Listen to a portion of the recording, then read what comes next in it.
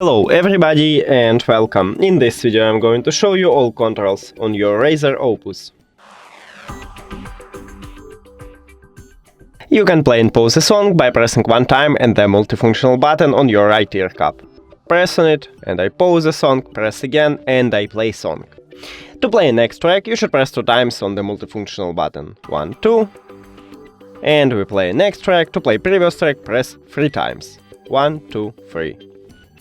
Here we go. Now, to increase the volume, use volume up button, would look like a plus right here, press on it or press and hold and you will increase the volume. To lower it, use volume down button, would look like a minus, so again just press on it or press and hold and you will lower the volume. And the last one what we can do is to enable ANC or transparency mode. So right here, the right ear cup, we have this power button. Press one time and now it said that ANC is on. After that, if you press again, you will enable transparency mode, and if you press third time, you will disable it.